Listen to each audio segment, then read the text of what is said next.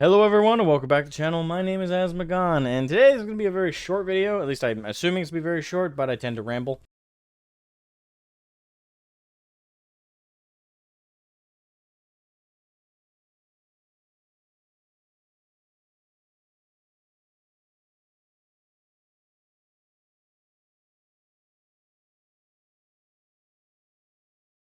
No shit. So, today we're going to be talking about the upcoming Warhammer Old World launch that's coming soon. Now, for those of you who don't know what that is, you're not too familiar with Age of Sigmar even, if you're like me and you're mainly a 40k guy. Well, next to Warhammer 40k is Warhammer Fantasy, or more aptly currently, Warhammer Age of Sigmar. Now, before that, traditionally, way before 40k even first got its start, there was, why I say way before, a decent amount of time before 40k even got its start back in the 80s, there was Warhammer Fantasy, the tabletop war game developed by Games Workshop. That was their very first tabletop war game. That was where they got their start with all their excess minis from producing stuff for like D&D and stuff.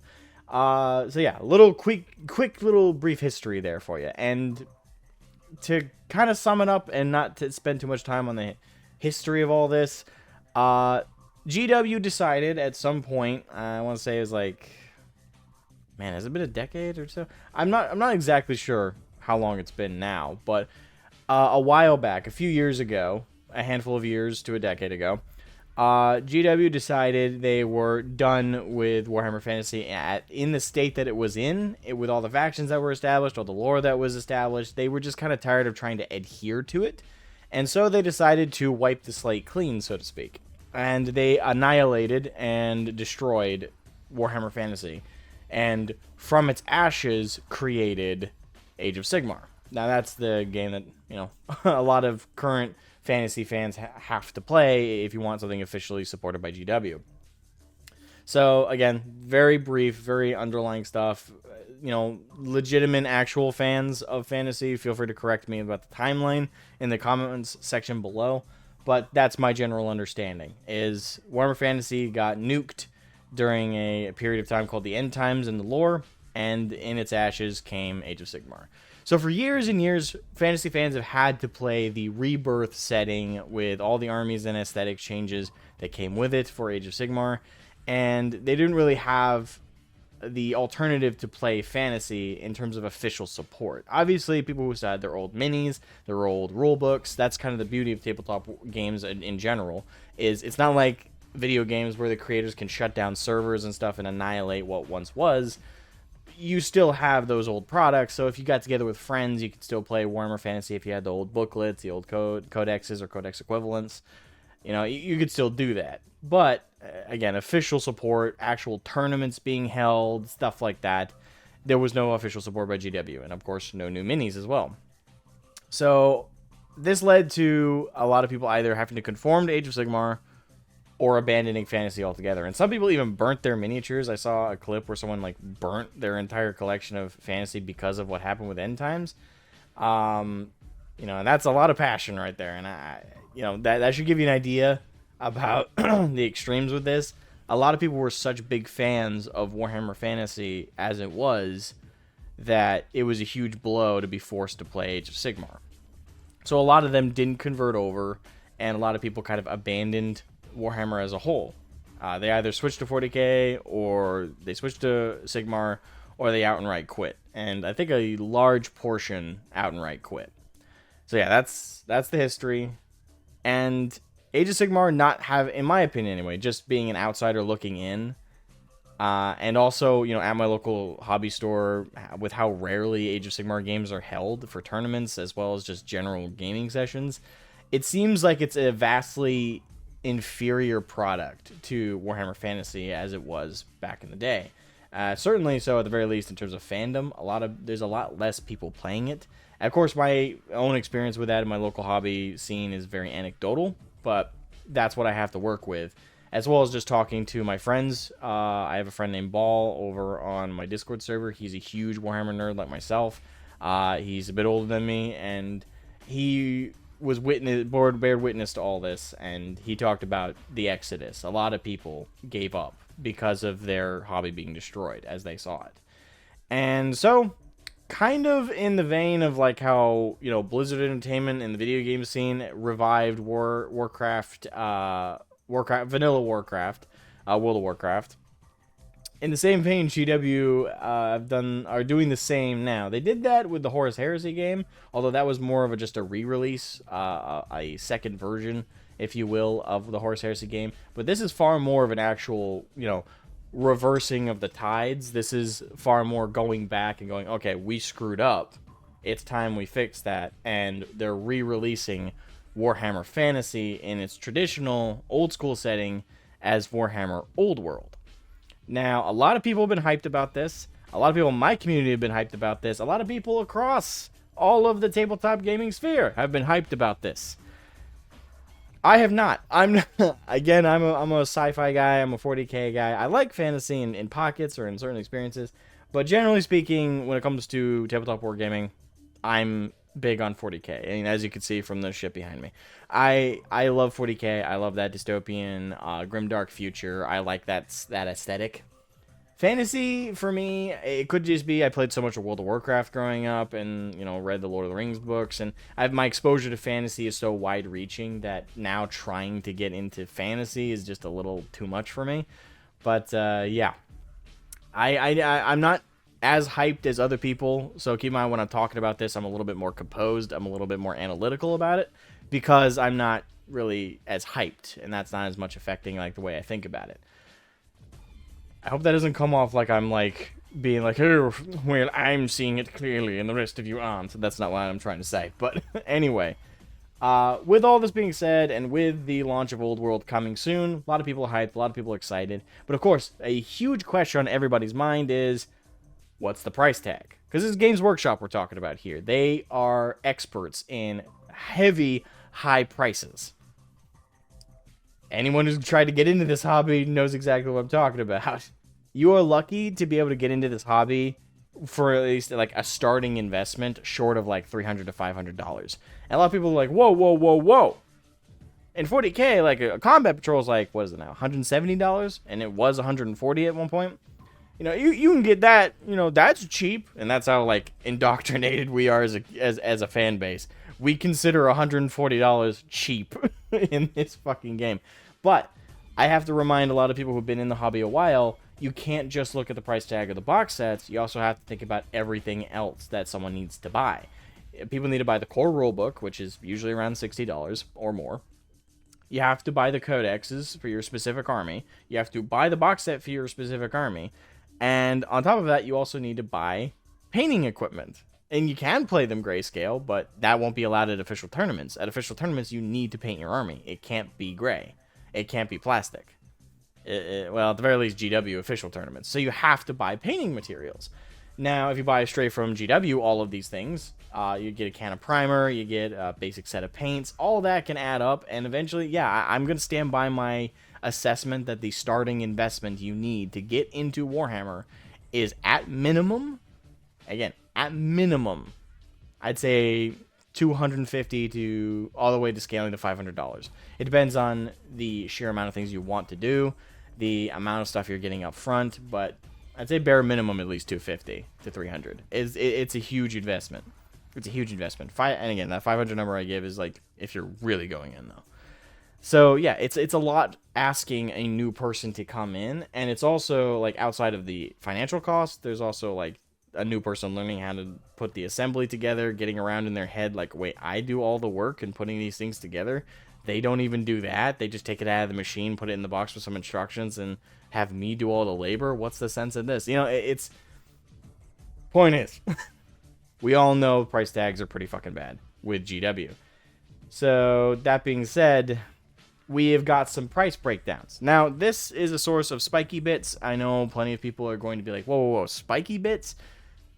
I tend to rely on them on occasion. They're not my favorite source of information. Generally speaking, I don't love them.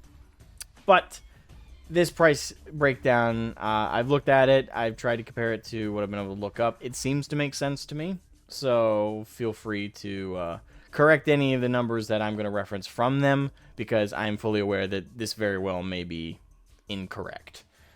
That being said, this is the breakdown that they did for the Bretonnian Army launch box set, which is going to have an equivalent value with the Tomb Kings. Those are the two releasing armies with Warhammer Old World, Bretonnia and the Tomb Kings. So with the Bretonnian Army box set, the price tag for it in USD apparently is going to be 255 United States dollars, which is a lot. But compare that to the Indominus box set or the Horus Heresy's Age of Darkness box set, it's not that bad. If you are in this hobby, you will see this price tag and not shudder all that much. But again, to a new person, that's a double take moment. It's like, wait, what? And I have to assemble them? I have to paint them? What? Oh, hold up. What? But yeah, they did the price breakdown of these things if you were to buy them individually, and it seems that like the Royal Pegasus is $65, 12 Bretonnian Knights is $120 collectively, 36 Bretonnian Men at Arms is $120, 24 Peasant Bowmen $80, 3 Pegasus Knights $60. Kings of Bretonnian transfer sheets, apparently that's $35, really. Warhammer the Old World rules, the rulebook, which will also be included in the box set. At least I'm hoping that's what that means. That'll be $70, and templates and dice, added value, kind of generically. But yeah, if you were to add 65, 120, 120, all that together, the total MSRP or the retail price from the market, from the manufacturer. In fact, I think that's what it stands for: manufacturer sales retail price. I don't actually off the top of my head remember what I've used the acronym so many times, MSRP. I forgot what it actually stands for. It just means the retail price from the manufacturer, and it's $550 base price. So that being said, the box set price is $255. So you're basically getting half off. Well, not exactly. You're almost getting half off.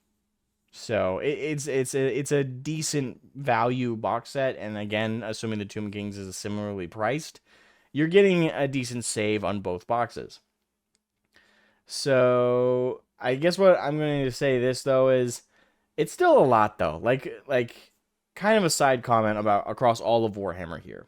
I think this hobby is exceedingly too expensive. And again, it says a lot about the state of the community when I say this, but a lot of people get defensive when you say stuff like that. They're like, oh, lots of hobbies are expensive. I mean, lots of things cost a lot of money. I mean, it's all about what you're willing to invest. And this isn't enough. Yeah. But we can always, as a community, I think, have a genuine conversation about the price tags we put, I say we, that GW puts on these things. And I think we shouldn't be as okay with such high price tags as we are. I mean, personally, in my opinion, by all accounts, we should be buying, in my opinion, for example, it's not the current price tag for it, but you used to be able to get for 40K, for a set of Cadian Guardsmen, just a box set of 5 of them, it cost $10. That was at that time. No doubt that has increased in price, and I don't even know if they sell that box anymore. But you used to be able to get a set of 5 in kind of a square box set for about $10. And they were very monoposed. They were like 2 bits, like click in, pop in little things. And think about that. Each of those minis, even those more simplistic forms, you still had to take them off the sprue, still had to assemble them, even though they were much easier to assemble than most minis. It was still $2 roughly a mini in that. And you got to factor in that you have to paint them, you have to assemble them. You're doing a lot of the legwork with the hobby. Whereas in other hobbies, like golf, for example, you get a golf club, get a ball. You can play now. Yeah, you might have to spend like $10 to go to a golf course, but you can now play. Like you don't have to assemble the golf club. You don't have to smelt the metal down and put it together to, formulate the club. You don't have to do that. You don't have to chisel a wood club yourself at home. These are all things that you don't have to do for such a hobby. A lot of other hobbies, aren't as, I want to say, like time intensive. And with how much time a hobbyist has to spend in this hobby, I think price tags should be a little bit lower than they are. And especially since GW increased them during inflation, which is insane. Yeah, it's a bit much. So that's kind of a side commentary. I would hope it's not that controversial, but knowing the community I'm a part of, a lot of people are gonna get defensive and say, no, the prices are fair. I don't think they are. I think in my personal opinion, a Chaos Rhino should be $40 base price. I think Combat Patrols should be, I'd say 140 was closer to fair than what they are now. I think it's like 170 now. Been a while since I bought a Combat Patrol. But yeah, I think preferably those should be maybe $120. Again, a lot of things should just shave off $20, $30, $40 here and there, and they'd feel a lot more fair to me. And I think a lot more people would be able to get into the hobby if that were the case. But anyway, that personal issue with the hobby ongoing, that aspect in my opinion being what it is, for GW's prices, is this a decent box set? Is this a fair price to be asking the fan base to pay? Yes, actually. Again, ignoring what I just said and focusing on for GW and for the prices available, yeah, it's a good value. I'd even agree with Spiky Bits, assuming their calculations are 100% correct. This is a better price comparison even for the Age of Darkness box set for the Horus Heresy. This is a pretty damn good value, and you get a decent army size in this. Yeah, like this is what the... Alright, hold on, let me fix the view here. But this is the army you get if you spend that amount. You get a very, very decently sized army. You get HQ, you get the Pegasus Knights, which can also be like aerial support. You got basic infantry, you got the knights. You get a lot for what you are expending, and I believe for the point values for Old World, this is like 1,500 points or so. Might be less, might be more. But you get your money's worth is the essentials. So, yeah, I mean, this alone makes Old World a little bit more attractive to someone even like me who's purely a 40k guy normally. I would like to play it at some point, but also personally I own 3D printers, and as it is, I've 3D printed a bunch of my own Dawi and stuff like that. So the moment they release any kind of resources for dwarves, I've already got a shit ton of dwarves I've got from one-page rules that I could just convert over and play. And to be quite frank, my local hobby store, they'd probably let me get away with playing official tournaments once those roll around for Warhammer Old World.